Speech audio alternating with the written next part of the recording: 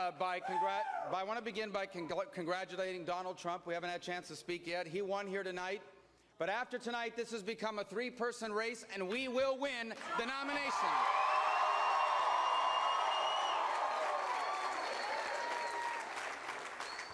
I also, a few moments ago, got to see on television, I have not had a chance to speak to him yet, Governor Bush and his announcement. I have an incredible affection and admiration, not just for Governor Bush, but for his family and for their service to our country.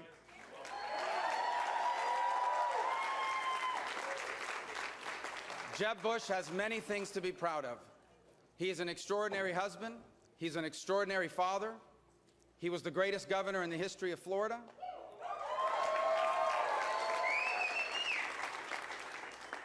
And I believe and I pray that his service to our country has not yet ended. And I thank Jeb Bush for everything he's did for the state of Florida and for running a campaign based on ideas.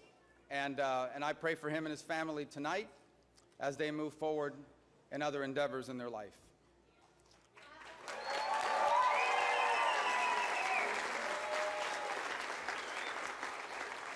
Tonight here in South Carolina, the message is pretty clear.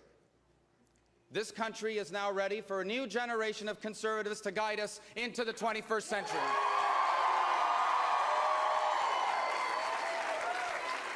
For the time has now come, after 8 years of failure, to return to the Constitution of the United States that made us the freest people that have ever lived. The time has now come for leaders that will re-embrace free enterprise, which made us the most prosperous people that have ever lived. And the time has come to rebuild our military, because the world is a better, a safer, and more stable place when we are the strongest military in the world.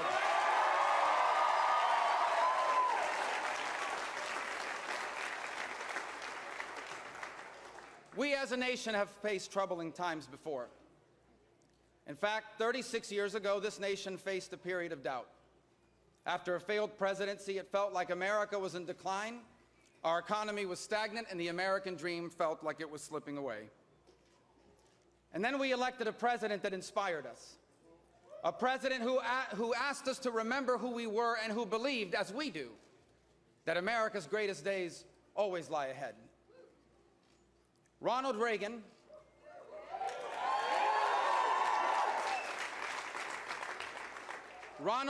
made us believe that it was morning in America again, and it was. Well, now the children of the Reagan Revolution are ready to assume the mantle of leadership.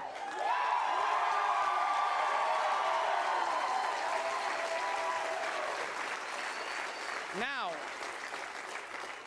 those of us who grew up when it was morning in America and Ronald Reagan was in the White House are ready to do for our generation, are ready to do for the next generation what Ronald Reagan did for ours.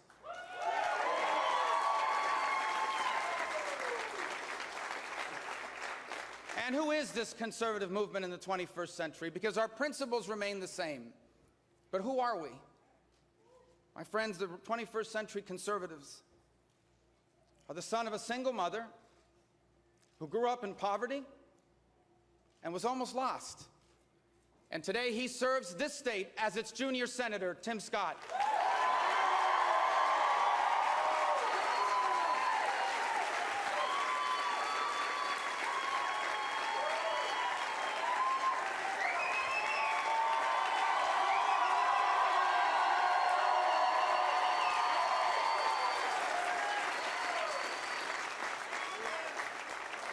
The 21st century conservative movement is the daughter of immigrants from India who wanted desperately for their children to have all the opportunities they never did, who faced a string of prejudice, and yet because of the greatness of our country today, Nikki Haley is the governor of a state where it's always a great day.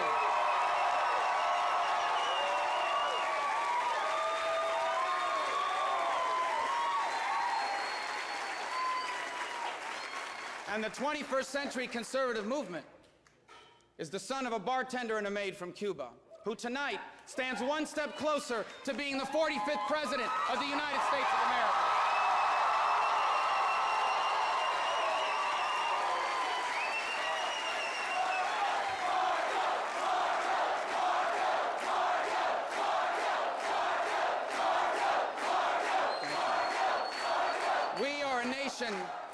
a nation and a people that celebrate success.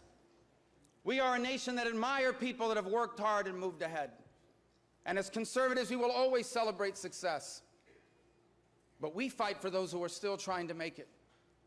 If tonight you are that single mother who has made it the purpose of your life to leave your children better off than yourself, in the 21st century, we conservatives will fight for you.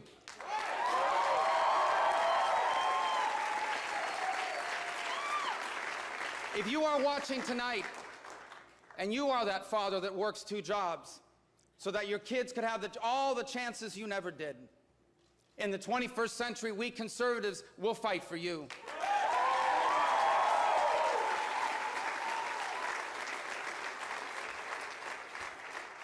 If you're the 17-year-old high school student who wants a big future, and so you get up well before dawn to take 2 buses to a better school halfway across town, who gets home late at night to do homework because you know that God has made you for more than what people around you tell you you are made for, in the 21st century, we conservatives will fight for you.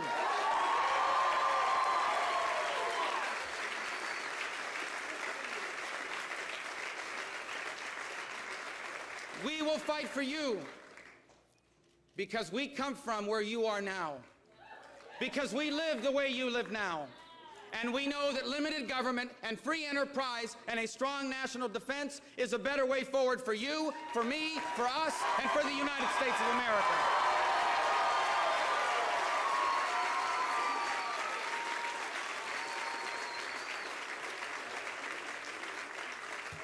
Tonight, to those watching at home, I ask you to join us in this effort. This has been a long road. There were many people on this campaign when it first started, many good people, many of whom in any other year would have been a front runner. But now, practically speaking, it's down to 3. And I know that our campaign gives us the best chance not just to come together, not just to unify our party, but to unify our country and to grow this movement.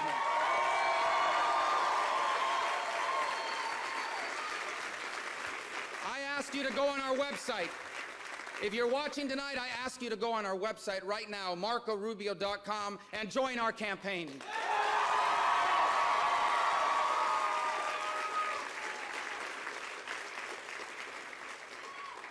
"60 years ago, a young couple from Cuba came to America in search of a new beginning, a second chance, a fresh start.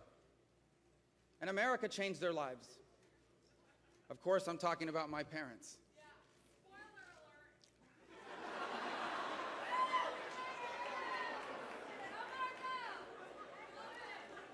alert.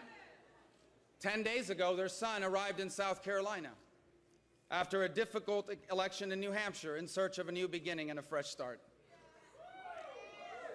And many thought it was over. Some had doubts about whether we would wind up here even now. For me, the state of South Carolina will always be the place of new beginnings and fresh starts.